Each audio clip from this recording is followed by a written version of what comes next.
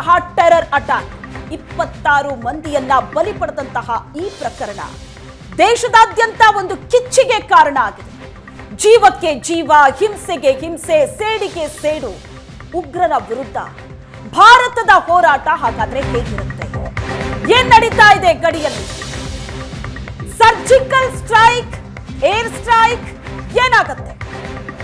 ಜೀವಕ್ಕೆ ಜೀವ, ಹಿಂಸೆಗೆ ಹಿಂಸೆ, ಸೇಡಿಗೆ ಸೇಡು. ಇಲ್ಲಿ ತನಕ ಕಾಲ್ ಕೆರೆದು ಜಗಳಕ್ಕೆ ಬಂದವರನ್ನ ಭಾರತ ಸುಮ್ಮನೆ ಬಿಟ್ಟಿಲ್ಲ. ಆದ್ರೆ ತಾನಾಗೆ ಯಾರನ್ನೂ ಕೂಡ ಬಡಿದೆಪ್ಸಿಲ್ಲ ಭಾರತ. ಉಗ್ರರು 26 ಮಂದಿಯನ್ನ ಬಲಿ ತೆಗೆದುಕೊಂಡಂತ ಪ್ರಕರಣ, ಪ್ರವಾಸಿಗರನ್ನ ಟಾರ್ಗೆಟ್ ಮಾಡಿ, ಹಿಂದೂಗಳನ್ನ ಟಾರ್ಗೆಟ್ ಮಾಡಿ ನಡೆಸಿದಂತ ದಾಳಿ ಈ ದೇಶದಾದ್ಯಂತ ರೋಷಾವೇಶಕ್ಕೆ ಕಾರಣವಾಗ್ತಾ ಇದೆ. ಉಗ್ರರ ವಿರುದ್ಧದ ಭಾರತದ ಹೋರಾಟ ಹೇಗಿರುತ್ತೆ? ಸರ್ಜಿಕಲ್ ಸ್ಟ್ರೈಕ್ ಆಗತ್ತಾ? ಏರ್ ಸ್ಟ್ರೈಕ್ ಆಗತ್ತಾ? ಏನಾಗತ್ತೆ?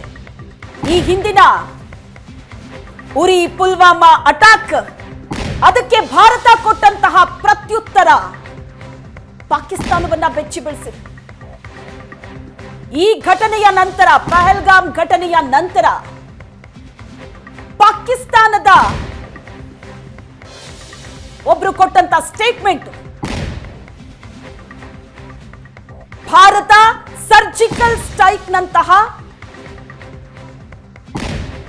ಹೆಜ್ಜೆಯನ್ನ ಇಡೋದಿಲ್ಲ ಅಂತ ಭಾವಿಸ್ತೀವಿ ಅಂತ. ಆದ್ರೆ ಭಯ ಶುರುವಾಗಿದೆ ಪಾಕಿಸ್ತಾನಕ್ಕೆ.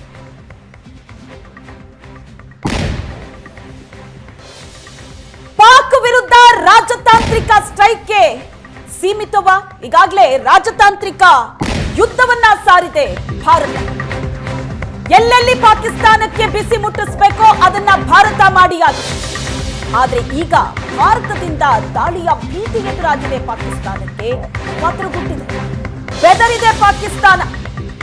ಉಗ್ರರ ರಕ್ಷಣೆಗೆ ಹರಸಾಹಸ ಮಾಡ್ತಾ ಇದೆ. ಉಗ್ರರನ್ನ ವಾಪಸ್ ಕರೆಸಿಕೊಂಡ ಪಾಕಿಸ್ತಾನ ಸೇನೆ ಅಂತಲೂ ಹೇಳಲಾಗ್ತಾ ಇದೆ.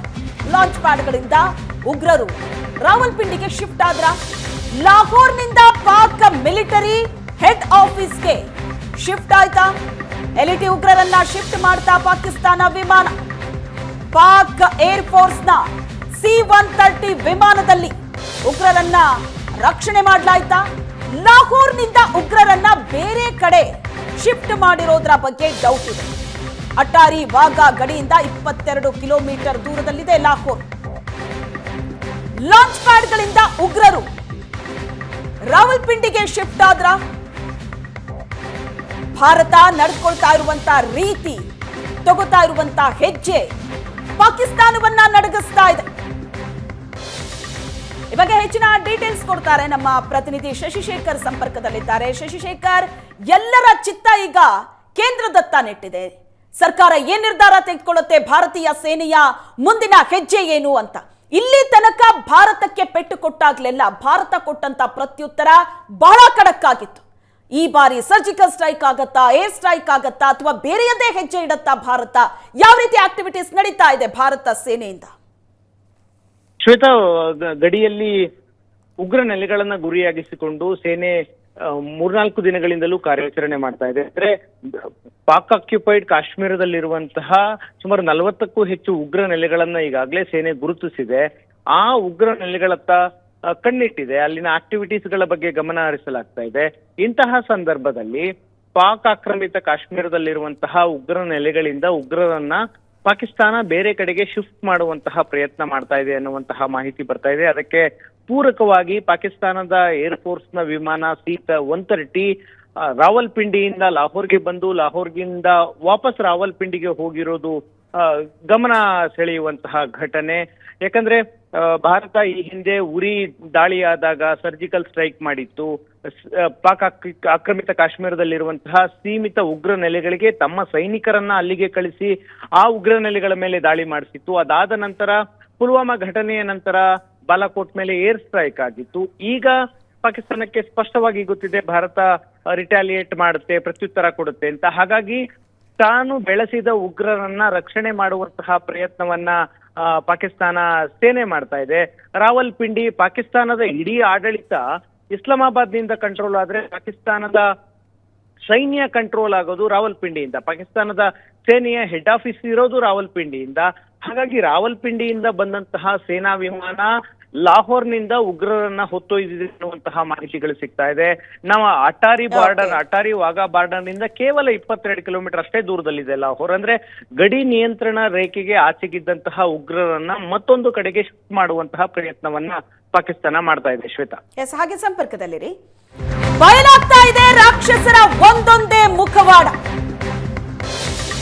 ಹಮಾಸ್ ಉಗ್ರರ ಮಾದರಿಯಲ್ಲೇ ಕಾಶ್ಮೀರದಲ್ಲೂ ಕೂಡ ಹತ್ಯಾಕಾಂಡ ನಡೆಯಿತು.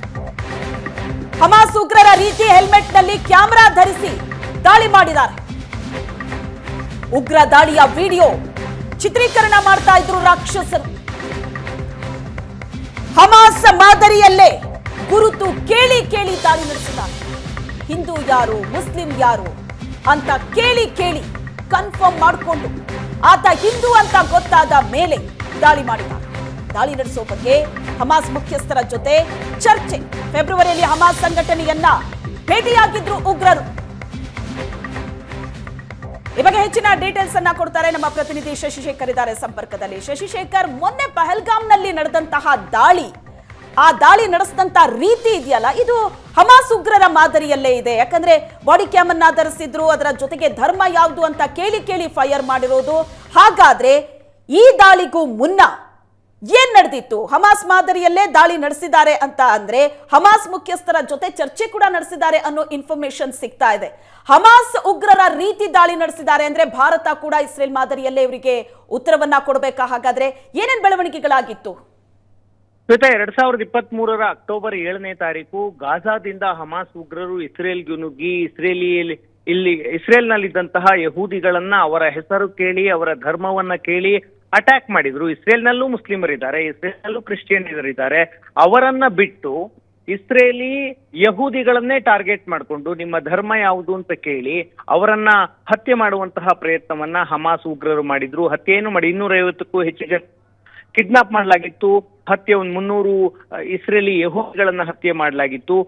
ಆ ಪ್ಯಾಟರ್ನ್ ಏನಿದೆ ಅಲ್ಲೂ ಕೂಡ ಅಲ್ಲಿ ಹಮಾಸ್ ಉಗ್ರರು ಬಾಡಿ ಕ್ಯಾಮ್ಗಳನ್ನ ಹಾಕೊಂಡು ಬಂದು ತಮ್ಮ ಕೃತ್ಯವನ್ನ ರೆಕಾರ್ಡ್ ಮಾಡಿ ಅದನ್ನ ಸೋಷಿಯಲ್ ಮೀಡಿಯಾದಲ್ಲಿ ವೈರಲ್ ಮಾಡಿ ಇಡೀ ಜಗತ್ತು ತಮ್ಮ ಬೀಭತ್ಸ ಕೃತ್ಯವನ್ನ ನೋಡ್ಬೇಕು ಅಂತ ಅದೊಂದು ರೆಕಾರ್ಡ್ ಮಾಡಿದ್ರು. ಜಗತ್ತ ದೃಶ್ಯಗಳನ್ನ ನೋಡ್ತೂ ಕೂಡ ಈಗ ಪಾಕಿಸ್ತಾನದ ಲಷ್ಕರ್ ಎ ತೊಯ್ಬಾ ಉಗ್ರರು ಈ ಘಟನೆಯಲ್ಲಿ ಭಾಗಿಯಾಗಿದ್ದಾರೆ. ಪಲ್ಗಾಮ್ ಉಗ್ರ ದಾಳಿಯಲ್ಲಿ ಅವರು ಕೂಡ ಬಾಡಿ ಕ್ಯಾಮ್ ಅನ್ನ ಧರಿಸ್ಕೊಂಡಿದ್ರು ಮತ್ತು ಅವರು ಹಿಂದೂನಾ ಅಂತ ಕೇಳಿ ಮತ್ತೆ ಮುಸ್ಲಿಮ ನಲ್ಲ ಅಂತ ಖಚಿತಪಡಿಸಿಕೊಂಡು ಆನಂತರ ದಾಳಿ ಮಾಡಿದ್ದಾರೆ.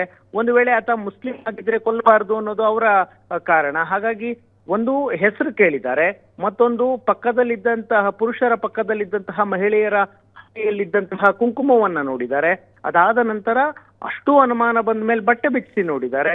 ಇದೆಲ್ಲದಕ್ಕಿಂತ ನಂತರ ಕಲ್ಮಾ ಹೇಳಿ ಅಂತ, ಅಂದ್ರೆ ಇಸ್ಲಾಮಿಕ್ ಕಲ್ಮವನ್ನ ಹೇಳಿ ಎನ್ನುವ ರೀತಿಯಲ್ಲಿ ಒಟ್ಟಾರೆ ಮುಸ್ಲಿಮನ್ ಅಲ್ಲದೆ ಇರುವ ವ್ಯಕ್ತಿಯನ್ನ ಹೊಡೆದು ಹಾಕಬೇಕು ಅನ್ನುವಂತಹ ತಂತ್ರಗಾರಿಕೆಯಿಂದ ಬಂದದ್ದು. ಇದೆಲ್ಲವನ್ನು ನೋಡಿದ್ರೆ ಇದು ಹಮಾಸ್ ಉಗ್ರರ ಮಾದರಿಯ ಕೃತ್ಯ ಅನ್ನೋದು ಸ್ಪಷ್ಟ ಆಗುತ್ತೆ. ನಮಗಿರುವಂತಹ ಮಾಹಿತಿಗಳ ಪ್ರಕಾರ ಹಮಾಸ್ನ ಟಾಪ್ ಕಮಾಂಡರ್ಗಳು ಫೆಬ್ರವರಿ ತಿಂಗಳಿನಲ್ಲಿ ಪಾಕಿಸ್ತಾನಕ್ಕೆ ಬಂದು ಪಾಕಿಸ್ತಾನದಲ್ಲಿ ಕೆಲವು ಸೇನಾ ನಾಯಕರುಗಳನ್ನ ಭೇಟಿಯಾಗಿದ್ರು. ಆ ಮೂಲಕ ಯಾರು ದಾಳಿ ಮಾಡಬೇಕು ಅಂತ ಉಗ್ರರನ್ನ ಗುರುತಿಸಲಾಗಿತ್ತು, ಅವರಿಗೆ ಹಮಾಸ್ನ ಉಗ್ರರು ಯಾವ ರೀತಿ ದಾಳಿ ಮಾಡಬೇಕು ಅನ್ನೋದನ್ನ ತರಬೇತಿ ಕೊಟ್ಟಿದ್ರು ಅನ್ನುವಂತಹ ಮಾಹಿತಿಗಳು ಸಿಗ್ತಾ ಇದೆ. ಹಮಾಸ್ ತಾವು ಮಾಡಿದ ಕೃತ್ಯಗಳನ್ನ ರೆಕಾರ್ಡ್ ಮಾಡಿಕೊಂಡು ಇಡೀ ಜಗತ್ತಿಗೆ ಹಂಚಿತ್ತು. ಆದ್ರೆ ಈ ಪರ್ಟಿಕ್ಯುಲರ್ ಇನ್ಸಿಡೆಂಟ್ ಅಲ್ಲಿ ಬಾಡಿ ಕ್ಯಾಮ್ ಹಾಕೊಂಡು ರೆಕಾರ್ಡ್ ಮಾಡ್ಕೊಂಡಿದ್ದಾರೆ ಅನ್ನೋದು ಗೊತ್ತಿದೆ. ಆದ್ರೆ ಆ ದೃಶ್ಯಗಳು ಇದುವರೆಗೂ ಕೂಡ ಬಹಿರಂಗವನ್ನ ಪಡಿಸಿಲ್ಲ. ಒಂದು ವೇಳೆ ಅದು ಬಹಿರಂಗವಾದ್ರೆ ಈಗಿರುವಂತಹ ಪರಿಸ್ಥಿತಿ ಇನ್ನಷ್ಟು ಉದ್ವಿಗ್ನತೆಗೊಳಗಾಗುವಂತಹ ಸಾಧ್ಯತೆ ಇದೆ. ಭಾರತ ತಕ್ಷಣಕ್ಕೆ ಪ್ರತಿದಾಳಿಯನ್ನ ಮಾಡಬೇಕಾದಂತಹ ಅನಿವಾರ್ಯತೆಯಲ್ಲಿ ಸಿಲುಕುತ್ತೆ. ಅಷ್ಟು ಗಂಭೀರವಾದಂತಹ ದೃಶ್ಯಗಳಾಗಿರುತ್ತೆ ಅದು. Shweta, yes, thank you Shashishekhar. Bharat Pak ಮಧ್ಯೆ ಯುದ್ಧದ ಕಾರ್ಮೋಡ ಕವಿದಿದೆ. ಭಾರತ ಪಾಕ್ ಗಡಿಯಲ್ಲಿ ಯುದ್ಧ ವಿಮಾನಗಳ ಹಾರಾಟ ನಡೀತಾ ಇದೆ. ರಾತ್ರಿ ಎರಡೂ ದೇಶದ ಗಡಿಯಲ್ಲೂ ವಿಮಾನಗಳ ಹಾರಾಟ ನಡೆದಿದೆ. ಭಾರತದ ಜಮ್ಮು ಕಾಶ್ಮೀರದ ಪಹಲ್ಗಾಮ್ನ ಬೈಸರನ್ ವ್ಯಾಲಿಯಲ್ಲಿ ಮಂಗಳವಾರ ಉಗ್ರರು ಪ್ರವಾಸಿಗರನ್ನ ಹಿಂದೂಗಳನ್ನ ಟಾರ್ಗೆಟ್ ಮಾಡಿ ನಡೆಸಿದಂತ ಅಟ್ಯಾಕ್ 26 ಮಂದಿಯನ್ನ ಬಲಿ ಪಡೆದಂತ ಈ ಘಟನೆ ಇಡೀ ದೇಶವನ್ನ ರೊಚ್ಚಿಗೆಬ್ಬಿಸಿದೆ. ಭಾರತ ಸುಮ್ಮನೆ ಕೂರೋ ಜಾಯಮಾನಕ್ಕೆ ಸೇರಿದ್ದಲ್ಲ ಅನ್ನೋದು ಪಾಕಿಸ್ತಾನಕ್ಕೂ ಕೂಡ ಗೊತ್ತಿದೆ, ತಯಾರಿ ಶುರು ಮಾಡಿಕೊಂಡಿದೆ. ಯುದ್ಧ ಮಿಲಿಟರಿ ಸರಕು ಸಾಗಣೆ ವಿಮಾನಗಳ ಹಾರಾಟ ನಡೀತಾ ಇದೆ. ಪಾಕ್ ನೆಲೆ ಮೇಲೆ ಭಾರತೀಯ ವಾಯುಸೇನೆ ಕಣ್ಣಿಟ್ಟಿದೆ.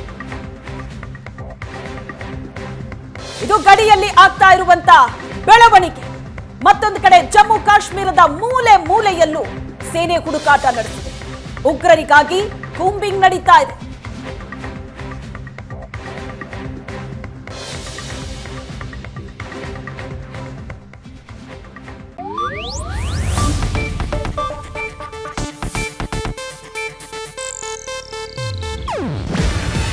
ಇದು ಏಷ್ಯಾನೆಟ್ ನ್ಯೂಸ್ ನೆಟ್ವರ್ಕ್ ಪ್ರಸ್ತುತಿ. ನೀವು ನೋಡ್ತಿದ್ದೀರಾ ಏಷ್ಯಾನೆಟ್ ಸುವರ್ಣ ನ್ಯೂಸ್.